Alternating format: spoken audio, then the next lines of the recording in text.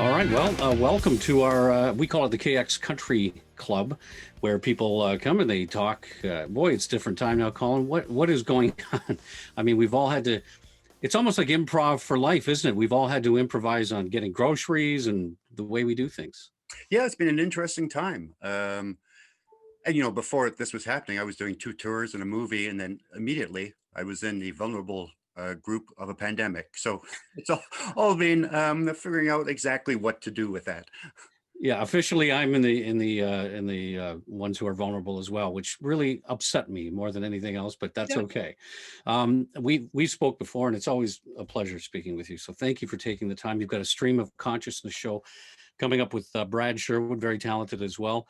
I guess the first question is people are going to ask, how is this going to take part? How have you adapted this to the online world?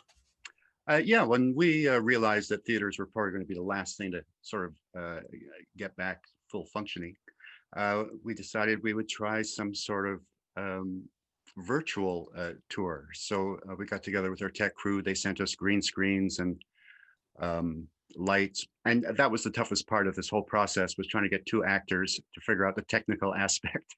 I still don't get it, but through some strange technology, I'm in Toronto, Brad is in Vegas, but it looks like we're in the same room. We can interact with each other, it can look like we're touching each other.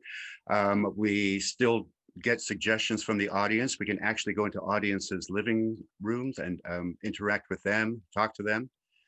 And we realized fairly quickly we couldn't exactly do our stage show because everything is takes longer. We talk to the audience more, so we've made it more like a improvised sketch show where things are shorter and faster. Everything's still totally improvised, still fun, but we actually, because of the green screen, we can add technical aspects we can't do in our stage show. So it's been interesting. Yeah, so you have a library within a library within a library within a library, which is pretty, you've one-upped everybody else. Yeah, I'm trying to look smart. Yeah, exactly. So like a version of Whose Line Is It Anyway, which by the way is a great show. I always often wondered, was there a is there a way to prepare for improvisation? I mean, just by doing it over and over again, obviously you get better at it, but is there, without telling us, is there a formula or a way when to get off and what to Oh, do? I really wish there was, but no. I mean, everything is just. I think part of the process is make sure you're working with someone who you trust and know well. So, and Brad and I have been doing this 18 years, and there's times he'll start going somewhere in a scene. I don't know exactly where he's going, but I trust him enough to follow and see what happens. So it's basically using all the skills we don't use in real life, listening and accepting people's ideas. You almost have to be a good liar to do this, don't you? Oh, absolutely. And yet I'm hopeless in real life. I'm the worst liar. Never won an argument with my wife. It's only on stage that I shine. Speaking of which, family life, do you find it hard to get away from it? Or are you always thinking scenarios in your head when you're at the grocery store and somebody says something? Can you leave it behind? Yeah, I mean, I think part of you is always soaking in things that you can maybe use later. There's this theory that when you're in a dangerous situation and your life flashes before your eyes, it's because your brain is downloading every piece of information you've ever had to see if there's something that will help you with this particular situation. And that's what improv is like. Somebody will say something, and all of a sudden, everything that you've experienced during the day or through your life will give you an answer. So when you're doing the show, when you hear someone yell out a topic, whatever it may be, do you automatically start almost downloading all that information, painting a picture of how this is going to go? Yeah, unless it's something that I have no idea about, which is even more fun because that way you really have to start lying and assume, make the audience believe that you know exactly what you're talking about. And that's the beauty of improv. You don't have to make sense. If you actually transcribed a lot of this Who's Line scenes, they make no sense whatsoever. It's truly, you had to be there and then it made sense.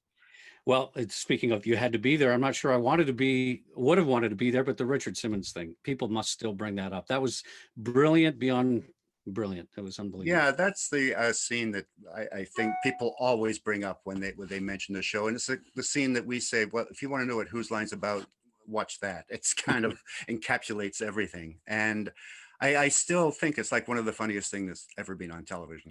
Yeah, it really is. One of the aspects of the show, Stream of Consciousness with Brad Sherwood, is that you pick on audience members. So can you, like, how is that going to work? Can you give us an example of how that might work? We have one scene where we do a commercial, and a family will join us and be sort of the real people in the commercial. We have a scene where I'm a floating head, again, through a technology I don't understand. And the audience members will ask questions of me, and I will answer them in limerick form. So the audience, like our stage show, is really a big part. The only difference from our stage show is you don't hear any laughter, which, Brad is used to, but it really throws me. We'll have to send him a copy of this, by the way. Exactly. What's the hardest topic that you've ever had someone has thrown at you, like whether it's the new version of the show or back in Britain? Oh, well, I remember I was doing a scene with British improvisers, and from the audience we got the abdication speech of Charles II, which I know nothing about. And immediately the other improvisers made me Charles II because there's a cruelty in improv that can't be talked about. And so I just, again, it's that thing of just be committed. I ended up doing I Have a Dream, which I think worked for Charles II, weirdly. Once you But do the research, yeah. yeah, I mean, that's the beauty. The more a lot of improv is the art of survival, of just you just open your mouth and go with whatever comes out. And what about the green screen segment? That's one of my favorites. They put something on the screen and you have to figure out what the heck it is. It's funny as heck. Yeah, that's always a tough one because I'm trying to keep a scene going, but also listening to what those guys are saying, trying to figure out what's behind me so I can sort of uh, help support that. And yeah, I've never seen any of them, so I still don't know what has gone on behind me. Uh, but it's a fun little brain twister. No, by never seen them, you mean you've never, obviously you can't see it as you're doing it, or do you mean you never go back and watch it? No, I don't go there. I have seen a couple of Who's lines, and as I'm watching, it's like I'm just watching a stranger because I have no recollection of the scene at all. And there's times I go, "Oh, that guy missed a thing there he could have done." Or so, yeah, I try not to watch them. And do you think that that might almost hurt your ability moving forward, thinking, oh, you might overanalyze it, and then that sort of in and of itself ruins the whole part of improv? Yeah, you can actually, yeah, get into your head a little much. And I think we all prefer just to, most of the work we put into our improv shows is trying to come up with different ways of getting suggestions. So we never get the same thing twice, and we get something that's totally foreign to us, because that's where we have the most excitement. That's where we have the most fun. Other than reading all the books behind you, how have you stayed busy during this pandemic? It's been interesting. I mean, this is literally the longest I've been home in 18 years. So it's been fun just kind of hang out with my wife and daughter. I do all the cooking in the house, which has been interesting because my wife has recently had gluten problems. My daughter is a pescatarian, only eats fish and vegetables, and I'm a carnivore. So it's almost like I have a little mini restaurant at home. I've come up with a lot of great new recipes. So that's been fun. Well, this has been fun. It's been great. It's Stream of Consciousness, the show with Colin Mochrie and Brad Sherwood.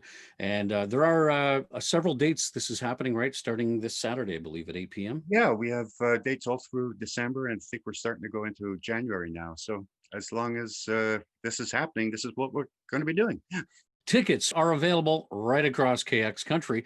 Really easy to buy them. Just go to kxcountry.fm to get yours. Well, maybe one of your scenes could be that awkward when you say goodbye after we do a Zoom call. You know how that you never know what There's to always say. that moment. Nobody knows where the button is. I hope he's not looking at me now, when I make a face or something. Although I think it was a plus that at no point during this did we go, "You're on mute. You're on mute."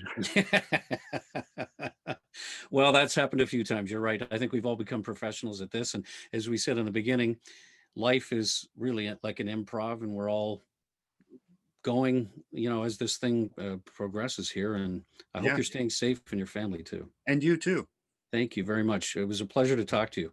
Always love it talking to you.